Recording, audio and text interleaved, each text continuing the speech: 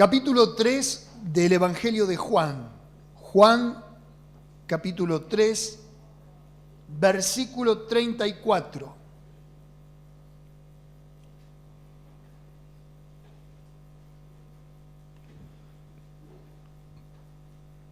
Dice, porque el que Dios envió, las palabras de Dios habla, pues Dios no da el Espíritu por medida. Está en el texto conmigo, ¿no? Porque el que Dios envió, Juan capítulo 3, verso 34, las palabras de Dios habla, pues Dios no da el Espíritu por medida. Claro, Juan el Bautista está hablando de Jesús, ¿sí? Porque Él fue enviado. Recuerde usted que aquí estamos en los primeros capítulos del Evangelio de Juan, donde se está reinaugurando el reino de Dios en la tierra, donde viene como precursor del reino de Dios Juan el Bautista y le prepara el camino al que va a ser nuestro Salvador. Ahora, qué interesante lo que dice. Me podría explayar teológicamente en el texto, podría insertarlo en el contexto en que viene siendo desarrollado, pero solamente quiero tomar estas palabras. Dice, Dios no da el Espíritu por medida. Y esto me hace pensar a mí de que tenemos un Dios amplio, y usted va a decir amén, un Dios generoso, un Dios que no es escaso, un Dios que no es escueto, un Dios que no es tacaño, un Dios que no es mezquino. Dice el texto, dice la palabra de Dios, Dios no da el Espíritu por medida. La medida la ponemos nosotros. Si es por Dios, Él dice, venid a mí, los que estáis trabajados y cargados, que yo los haré descansar. Le dice, ¿te voy a dar hasta determinado límite? No. Buscad el reino de Dios y su justicia, y todas las cosas vendrán por añadidura. ¿Le pone una restricción? No, todas las cosas, dice, por añadidura.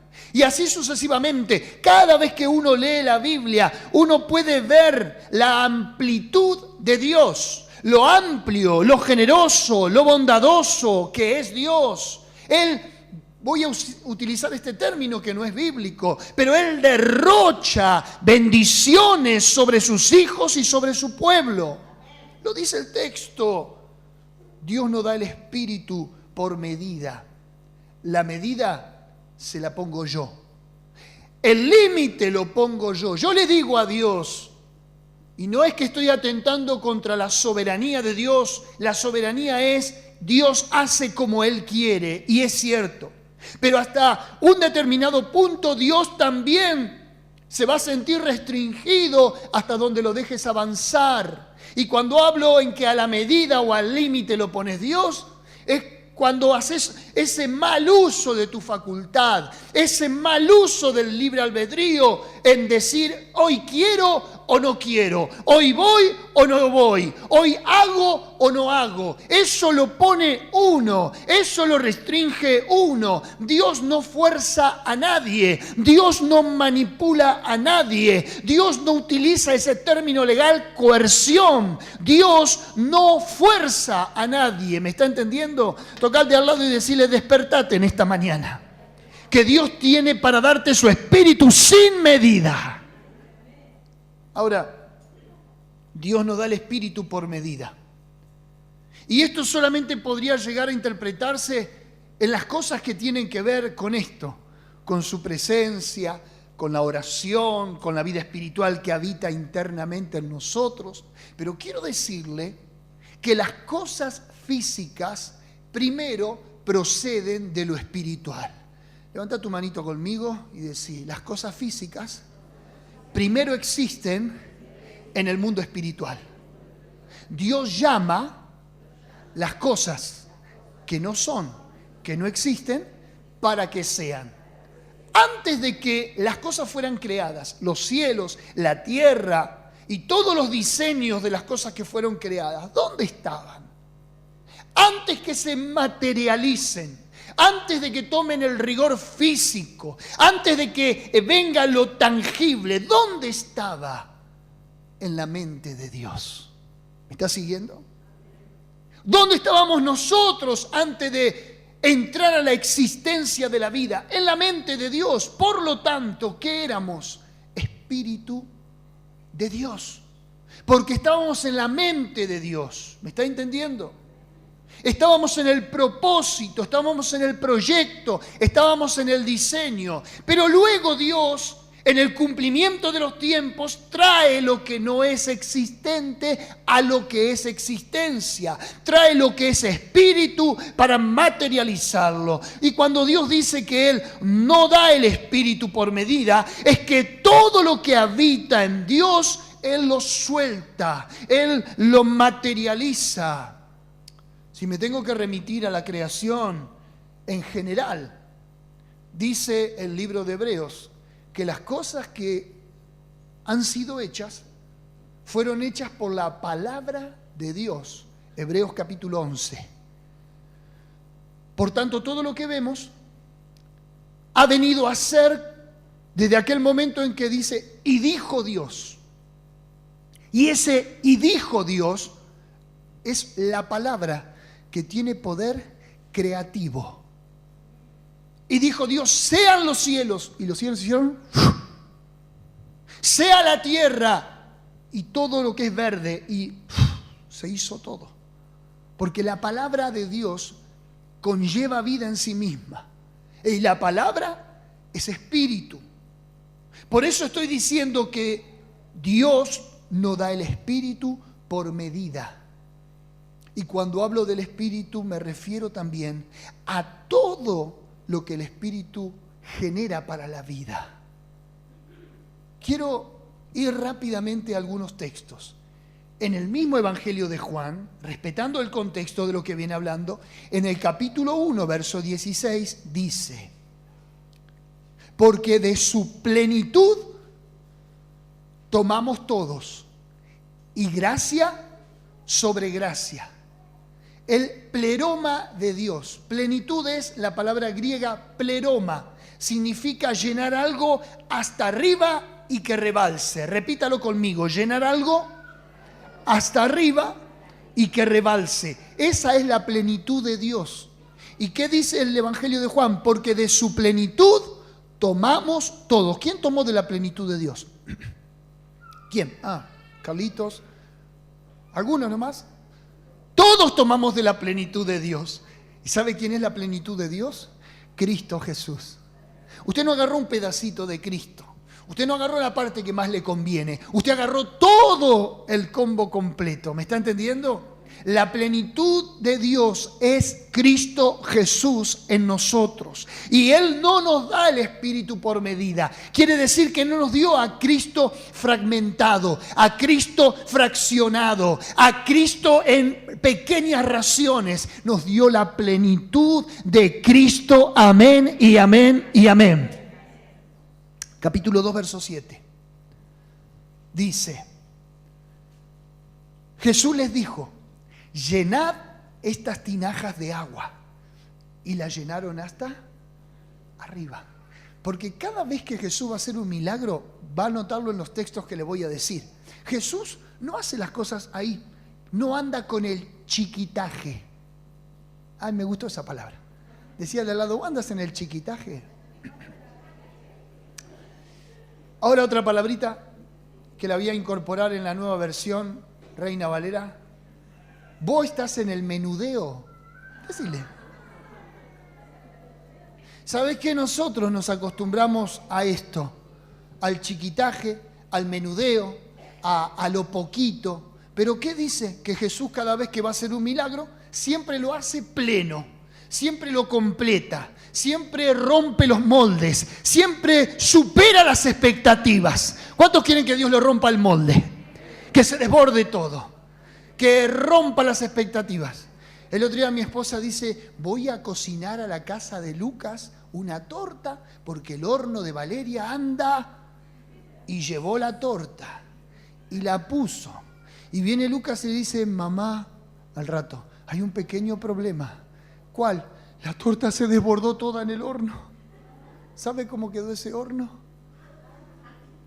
Así es Dios. De lo poquito Él te hace mucho. Bueno, no, pobre Erika. Fue y compró la torta esa, la salteña, esa chiquita. Pero Dios es así. Dios no anda con el chiquitaje. Dios no anda con el menudeo. Él, cuando tuvo que convertir el agua en vino para poder dejarlo sin ese fracaso a los novios de no haber podido satisfacer con la bebida, Jesús dijo, bueno, traigan agua, llenen las vasijas, pero llénenlas hasta arriba, porque cuando Él va a hacer un milagro, como dije recién, Él no lo hace a medias, Él lo hace en abundancia y lleno, y que todo el mundo quede conforme. En el capítulo 4, verso 14 también de Juan, le va a decir Él a la mujer que andaba con una pequeña vasija tratando de sacar agua del pozo, una mujer llena de conflictos, de necesidades, de frustraciones personales, iba a sacar un poco de agua del pozo para saciar su sed. Mas Jesús le dice, el verso 14, capítulo 4, mas el que bebiere del agua que yo le daré, no tendrá sed jamás, sino que el agua que yo le daré será en él una fuente de agua que salte para vida eterna.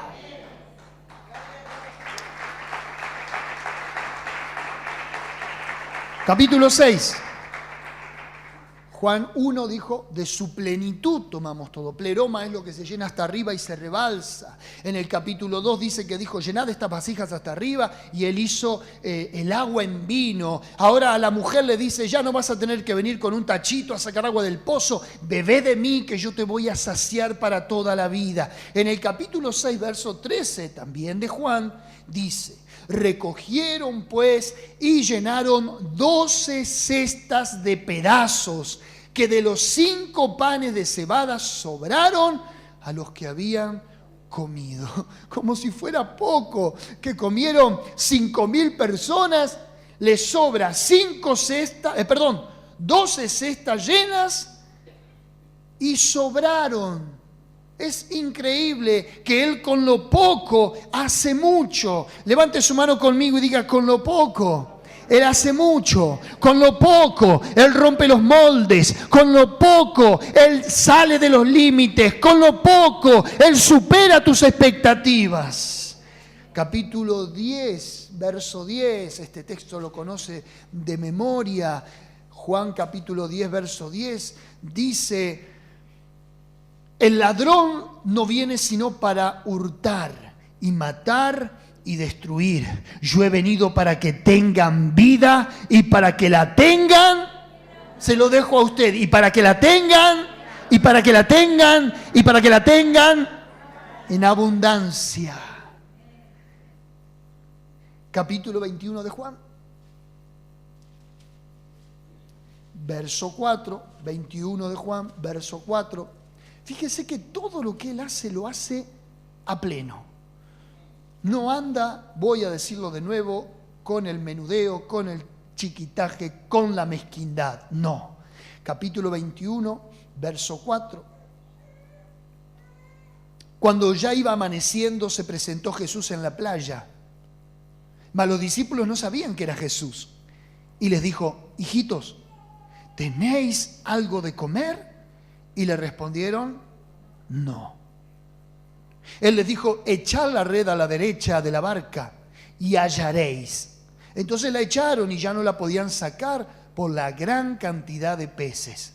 Entonces aquel discípulo a quien Jesús amaba, dijo a Pedro, es el Señor. Simón Pedro, cuando oyó que era el Señor, se ciñó la ropa, porque se había despojado de ella, estaba desnudo, y se echó al mar. Y los otros discípulos vinieron con la barca arrastrando la red de peces, pues no distaban de tierra sino como a 200 codos. Al descender a tierra, vieron brasas puestas y un pez encima de ellas y pan. Jesús les dijo, traed de los peces que acabáis de pescar. Subió Simón Pedro y sacó la red a tierra llena de grandes peces, 153. Y aún siendo tantos, la red no se rompió. Extraordinario. El milagro que le está recordando a Pedro, que no lo conoció a Jesús, el mismo milagro que hizo en Lucas capítulo 5, cuando le dijo: Maestro, toda la noche hemos estado pescando y tratando de pescar y no sacamos nada. Y Jesús le dijo: boga mar adentro. Y Pedro le dijo: aunque yo no pesqué nada, en tu palabra echaré la red. Y otra vez las barcas y las redes superaron la expectativa, porque siempre que tomes la palabra de Dios, Él romperá tu expectativa, Él se saldrá de los límites, Él romperá los moldes y Él te va a bendecir en abundancia, porque como dije en el texto de pila, en el primer texto que te cité, Dios no da su espíritu por medida. A la medida la pones vos. Al límite lo pones vos. Él te acompaña hasta donde vos quieras ir. Él camina al lado tuyo hasta donde vos te extiendas. Él es un caballero. Y Él no te va a pedir nada que vos no te atrevas a hacer. En esta mañana me gustaría orar para no hacer tan teórico este mensaje. Yo creo que la palabra es más que contundente. Yo creo que la palabra es más que persuasiva. Dios no da el espíritu por medida. En otras palabras, lo da sin límites, lo da en abundancia. Y ese es todo el lenguaje de la Biblia, todo. Siempre Dios supera nuestra conformación mental, nuestra limitación terrenal. Claro, Él es Dios y nosotros somos hombres. Él es divino y nosotros somos humanos. Él es infinito y nosotros somos finitos. Él es inmortal y nosotros somos mortales. Él es incorruptible y nosotros somos corrupción. Él es celestial y nosotros somos de aquí abajo. Dios no da el espíritu por medida, ya que nos ha dado la posibilidad de ser partícipes de su naturaleza divina, como dice el apóstol Pedro en su primera epístola. Vamos a tomar de esa plenitud. ¿Por qué vivir con las migajas? ¿Por qué estrecharle nuestra chatura a la fe que no tiene límites? La Biblia dice que Dios, antes de hacer al hombre, antes de poner al hombre como corona de la creación, ¿qué fue lo que hizo? Creó todo el escenario donde el hombre había de vivir. En el día primero hizo las lumbreras. En el día primero llamó al sol, llamó a la luna, llamó a las lumbreras mayor y a la lumbrera menor. En el segundo día, Dios hace los mares para que la división de las aguas crearan todo el entorno donde el hombre ahora se va a manejar sobre la tierra. El hombre no es un anfibio. En el día tercero, y en el día cuarto, y en el día quinto, y en el día quinto es donde termina de hacer toda su obra. 5 días trabajó Dios, para que ahora le va a dedicar todo un día a la creación del hombre, el día sexto. Fíjate que Dios te prepara todo el escenario, la casa donde habías de vivir, el lugar donde habías de pernoctar, el lugar donde te habías de alimentar, el lugar donde podrías labrar la tierra, el lugar donde podrías disfrutar de la familia, el lugar donde la reciprocidad de los afectos iba a ser una realidad, porque Dios es un Dios de familia, porque Dios es un Dios de hogar, porque Dios es un Dios de afectos, porque Dios es un Dios que restaura todas las cosas. Para el día séptimo, recién dice, y reposó Dios de todas las obras que había hecho. Y vio que todo lo que había creado era bueno en gran manera. Fíjate que en Dios no hubo una intencionalidad de maldad.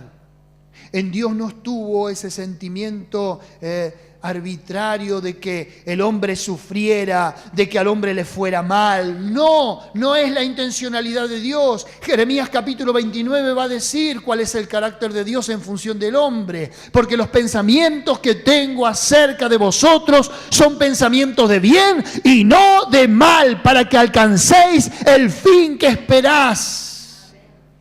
Nunca se te ocurra que Dios tiene un pensamiento nocivo acerca de tu persona para que te vaya mal. Santiago capítulo 1 dice: todo don perfecto y toda buena dádiva desciende de Dios, el Padre de las luces, en el cual no hay sombra de mudanza ni variación. Tenemos un Dios que no cambia y tenemos un Dios que todo lo bueno procede de Él. En esta mañana ojalá yo pueda con estas pocas palabras persuadirte a que te alinees con Dios, a que te vuelvas a Él. ¿Cuántos dicen amén? No tengo otro mensaje más que decirte que de Dios proceden todas las cosas, de que la tierra y su plenitud, el mundo y los que en él habitan, todo le pertenece a Él. Yo creo que no hay un texto más extraordinario, más pertinente, más oportuno en esta mañana que decirte que Dios no da el Espíritu por medida. La medida, tristemente, la ponemos nosotros. Me gustaría en esta mañana orar y en esta oración pedirle a Dios que te suelte de toda la plenitud que Él tiene preparada para vos. Pero hay algo: antes de que Dios vierta su contenido divino, vos vas a preparar el recipiente conmigo. Hay recipientes que pueden estar agrietados y que cuando Dios nos da algo de su esencia, de su espíritu, lo podemos llegar a perder.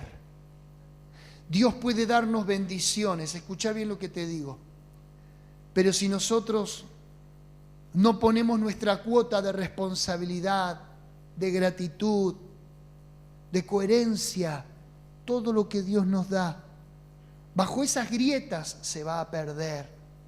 Vamos a emparchar en esta mañana, con la ayuda de Dios, nuestro recipiente, nuestra vida, para que todo lo que Dios nos va a dar sin medida lo podamos retener, lo podamos contener.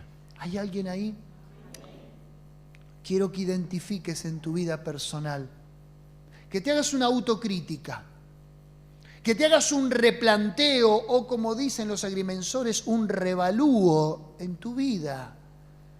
A ver dónde está la falla, dónde está la grieta, dónde se puede colar la bendición que en esta mañana Dios quiere para vos. Porque quién más, quién menos, todos podemos lamentar roturas, grietas, rasgaduras en nuestros recipientes, que es nuestra vida. Dice, Dios no da el Espíritu por medida. Pero recuerde el texto que le leí donde Jesús hizo la multiplicación de los panes. Él dijo: recojan lo que sobró para que no se pierda nada. Recojan lo que sobró para que no se pierda nada. Él da todo en abundancia, pero quiere que esa abundancia la puedas retener en tu vida. Porque de su plenitud tomamos todos, gracia sobre gracia. Quiero que levantes tu manito conmigo, rápido los de la adoración, y digas conmigo estas palabras: Señor Jesús, en esta mañana yo quiero pedirte que cierres y que selles toda grieta en mi vida, en mi corazón, en este recipiente, en donde se pueda verter, en donde se pueda perder tu bendición. Señor, te pido perdón por todos mis pecados, que la sangre de Cristo pueda sellar todas mis grietas, pueda sellar todas las rajaduras que la vida me ha traído, y que en esta mañana yo pueda ser el recipiente perfecto para recibir tu bendición.